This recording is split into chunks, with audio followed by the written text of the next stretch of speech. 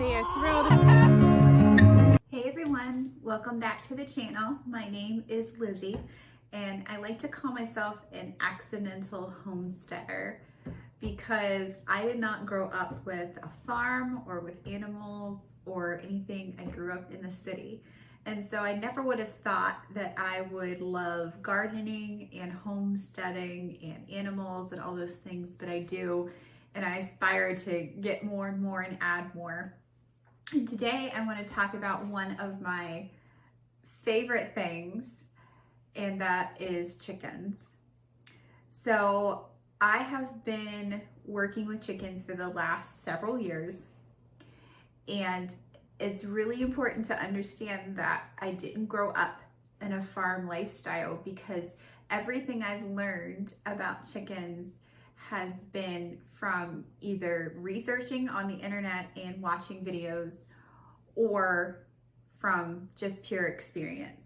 You can raise chickens yourself without any previous experience at all, because I have done that. And chick days are almost here at Tractor Supply. They're not here yet in Vermont because it's still a little bit cold, but they're coming really soon. And so you may be thinking about getting chicks, or you may already have an order put in from online to get chicks. And so I want to go through some of the things that I've learned the last several years. So let's get started. In this video that you're going to watch, you're going to find my suggestions and the way that I do things for my chickens. And then you're going to go and watch another video that's on YouTube, and they're going to do it a different way than what I do. And when I was first researching this, learning about chicks and chickens, that really kind of freaked me out, because I thought, well, which way am I supposed to do it? Am I supposed to use this for my bedding? Am I supposed to use this type of feed? And there were just so many different options. And the honest answer is that do it the way that you want to do it and what feels comfortable for you and what makes the most sense. There are very few things that you can do with chickens that are just absolutely terrible and are not going to work at all. So trust yourself and trust your gut.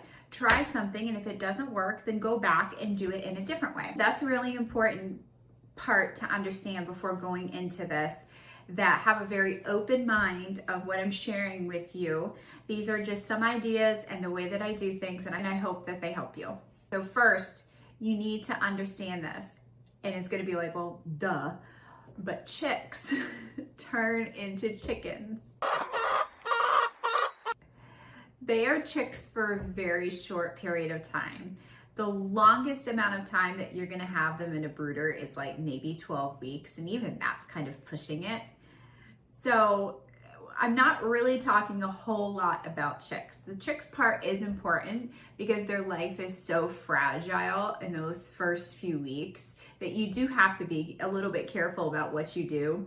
But generally speaking, everything that you're doing, you're preparing for them to be chickens. So that's what most of this video is about today, is about raising chickens and what that's going to look like for you if you don't have any experience, or even if you do have experience and you just want to learn from a different mindset. So the first thing that you are going to need to think about before you even get chicks is your coop. So your chickens are going to have to live in a coop. A general rule is about 2 square feet per chicken.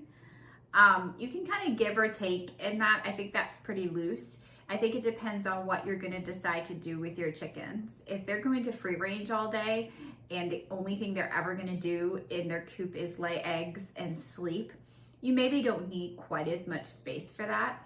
But if they are going to be in their coop a lot and you are going to have them enclosed in a run, then they probably do need a little bit more space in their coop. They're going to end up spending a lot of their time. Now your coop needs roosting bars and your coop needs nesting boxes. They're going to roost on those bars at night when they sleep. And the nesting boxes, they're going to lay eggs in. You need 1 nesting box per 4 chickens. Now, they are all going to lay in the same nesting box. They literally will. It's just the way it is, but you still need it so that they have some options. Google nesting boxes and see all the unique things that you can do. You do not have to build anything fancy. You can get crates. There's all kinds of examples. I've seen people who have cut out from 5-gallon buckets from Home Depot. There are all kinds of things that you can do. Anything that a chicken feels like enclosed in with sides, they will feel comfortable laying their eggs in that. And so that's a really important part of your coop. The particular coop that I have was actually given to me. That is why I got into chickens, because the coop was kind of stopping me and prohibiting me from getting chickens because it can get really expensive. And so I had some family members who were kind of done with their chickens and said, hey, do you want these? Do you want this coop? And I said, yeah, I want this coop. I'm going to try it now. And that kind of gave me the push to get into chickens. So you can upcycle something. You could use a shed. Maybe you already have a building that's on your property that you could use that the chickens could stay in. But just a fair warning, the coop can get really, really expensive. There is no limit to the amount of money really that you could spend on a coop. And so you need to think about this coop, how big it's going to be and where it's going to go on your property before you even get the chicks. Because if you wait for the coop and you're kind of rushing last minute and they're getting 6 weeks, 8 weeks old and they need to kind of start thinking about going in there, you're going to spend a lot of money because you're going to need something that's already pre-made or is very easy to put together. Now, if that's the route you want to go and you want to have something really nice and expensive, go for it because it's just a hobby. But that's not something that I have the option to do. So if you're a little bit more on the budget friendly side, really think about this as the first thing before you even get into the chicks part of it. The next thing you want to think about is what types of breeds of chickens that you're going to get. I really feel when people start with chickens that this is a part that's skipped. And this is probably the information about chickens that I found the least resources about, of what types of breeds. And so this is going to take a little bit of researching on your part and a little bit of investigation on your part. So ask yourself some questions. What are you looking for in chickens? Are you looking for tremendous egg layers? Are you looking for some fancy fun breeds because you just want it to be a hobby? Are you looking for really nice birds who want to come and like sit on your lap and be your pets? Are you looking for a plethora of egg colors? That's kind of where I am in chicken breeding, in that I'm really interested in collecting all kinds of breeds so that I could get a whole rainbow of colors in my egg carton. I think it's just really fun and pretty. So ask yourself those questions and find some of those answers. I highly recommend that you go onto Murray McMurray and find out information about some breeds that you're interested in. They have all the information that you need, how good they are at egg laying, what size they get, if they're cold tolerant or warm tolerant, what their personality is, all kinds of things. And so I have ordered chicks this year from Murray McMurray, but they have a ton of breeds on there that you can learn about. Something else you'll want to think about with your chicken breeds is cold tolerant versus warm tolerant. If you're in a cold area like I am, we had 2.5 feet of snow on the ground just a few weeks ago. I have to have cold hardy, cold tolerant birds. And if you're in an area that's way down south in Florida or in Texas, those birds are not going to do well for you and honestly may die if you get those types of breeds. So make sure you find out that information and be respectful of that.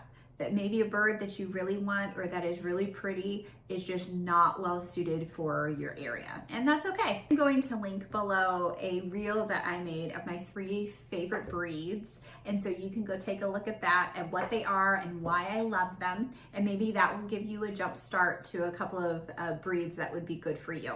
Even if you are going into Tractor Supply, your options may be limited because they're only going to have certain breeds at certain times, and then it's going to change the next week. But you can still have in your mind which breed you're looking for and what you're looking for. So when you go in there, you're already prepared and you know what breeds are similar to each other. Let's move on to chicks.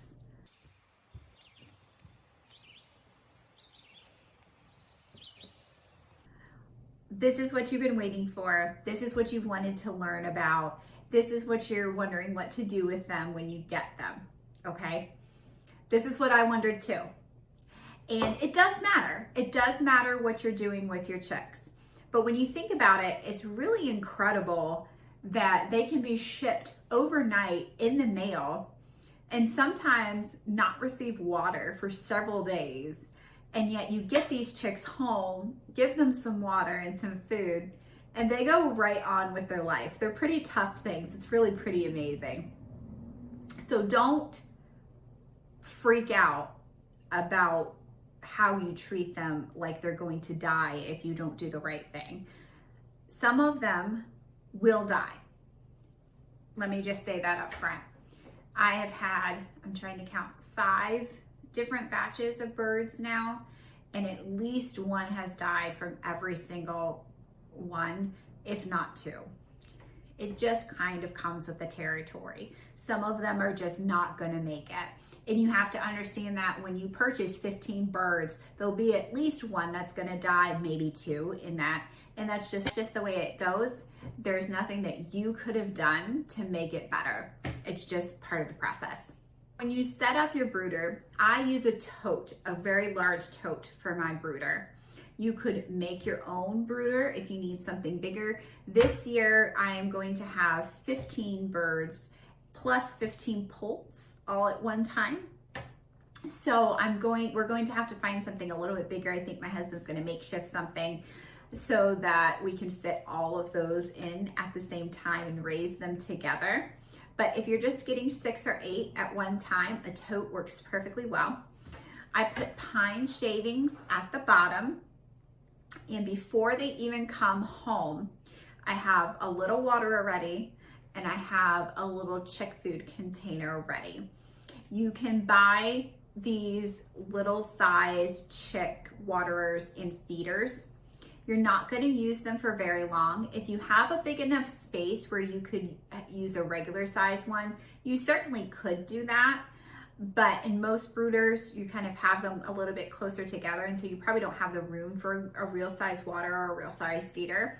So just buy the little chick stuff and just know the next time you get chicks that you'll be able to reuse it again. You're not really going to use it for your chickens when they grow up. Heat, I have used both a heat lamp and a heat plate, and there are pros and cons to both. The heat lamp is technically a fire hazard. I mean, it's not, but it is. It uses a lot of heat, and you do have to manually put it up and down to kind of make them comfortable with the temperature. The heat plate, I really liked a lot more. They kind of hide underneath that little heat plate, and I think it mimics like kind of being under their mother, and they seemed to enjoy it a little bit more. The one negative thing that happened with the heat plate for me is that, so your heat plate's in the center, okay? And then there's 4 screws that you screw up and down to make it go higher or lower depending on how big they are. And there's a tiny little bit of space between the screw and between where the heat plate rises up. It's not very big, it's pretty small. Well, unfortunately, one of my chicks was 6-8 weeks old, so not little anymore, but still needing a little bit of heat, got its neck stuck in that little space in between and suffocated and died. There's nothing that I could have done about it other than if I happened to be there when it happened or within just a few minutes of that happening, I could have saved it. But other than that, there's nothing I could have done about it. So that was discouraging with the heat plate. I don't have a solution necessarily to try to alleviate that, but I also haven't had that happen other than that one time. So maybe it was just a dumb chicken. I don't know, but that can happen. Other than that, I very much highly suggest the heat plate rather than the heat lamp. So you've gotten your chicks, you're bringing them home, you've gotten them either in the mail from ordering online, you've gone to Tractor Supply and gotten them, you've gotten them from a local farm, or you've gotten them at a local garden center, and you're bringing them home. You already have your brooder set up with the pine shavings at the bottom, with the water, and with some chick feed. You can also purchase some electrolytes to put inside of that water, and you don't have to keep giving them that. It's only the first time that they switch into that brooder that you give them that. It can help them a little bit, just rejuvenate quicker and make sure that they have the nutrients that they need. So you're going to bring them to wherever your brooder is. You're going to grab each chick and you're going to dip its beak into where the water is. Put its beak into the water and set it down.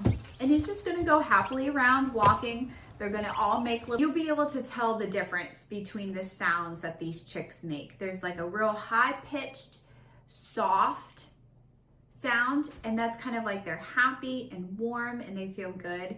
And then there's also another one that's a little bit deeper, and they're almost like, you can tell they're a little bit panicked.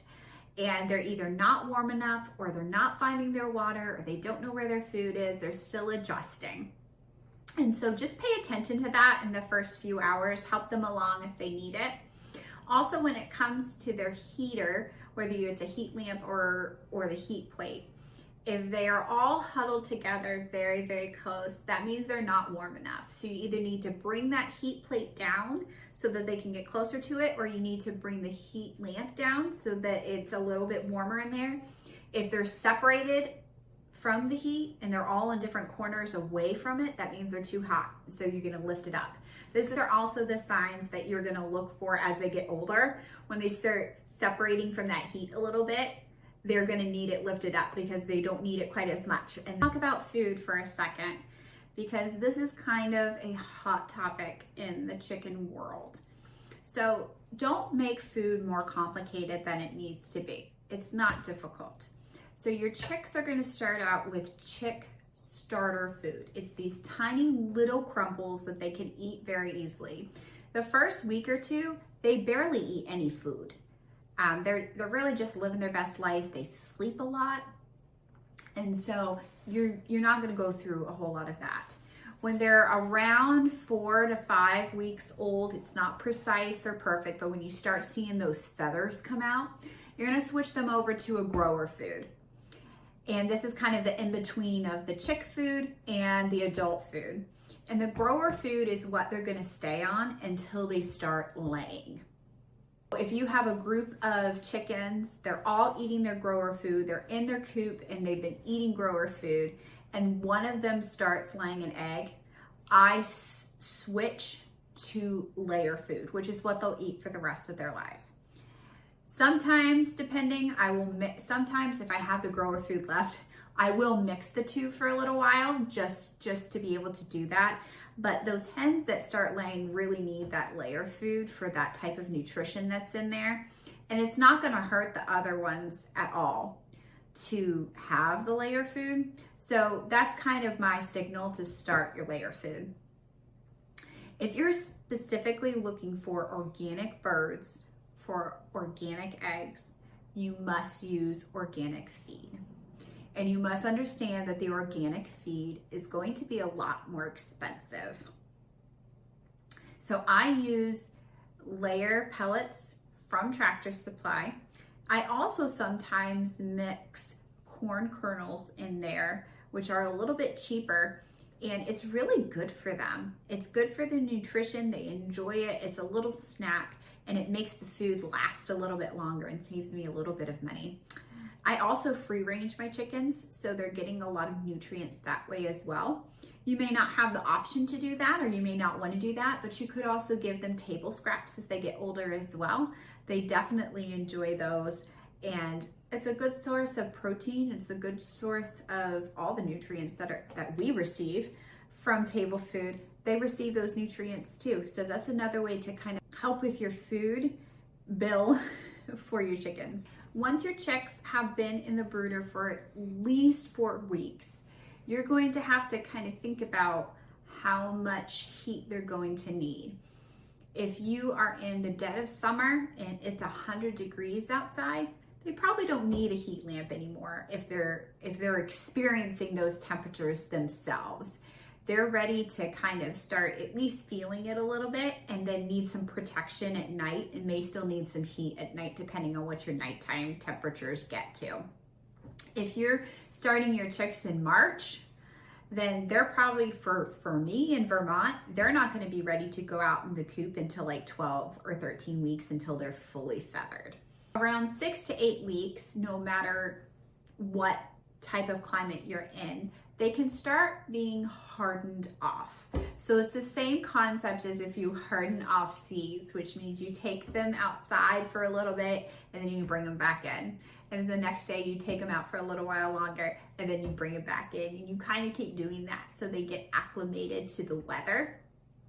And so they get acclimated to the temperature outside, the sounds outside. They can get very scared and skittish. Do be careful when you do this. Have a plan in place, because I have brought my tote outside covered with chicken wire so that they won't get out, which is typically what I do with my brooders once they start hopping up and down. And they have escaped. And it has been quite the thing to try to, we're sitting on 3 acres right here. So it has been quite the thing to have to chase these little 6-week-old chickens around to try to get them back in their brooder. Eventually I get it, but it's been quite a thing. So have a plan. Maybe you have to carry them out and put them into something else. Maybe you put their brooder into something else and you let them come out and then you put them back in. I don't know. There's lots of different things you can do. It's a lot easier if you have a coop that has no chickens in it, and this is your first flock and this is your first established flock, or going to be your only flock. And so they can kind of have that whole coop space to themselves, which is what I did with my first batch of chickens. But when you start adding chicks to the mix, it's a little bit different. So just have a plan for when you take them outside and start hardening them off.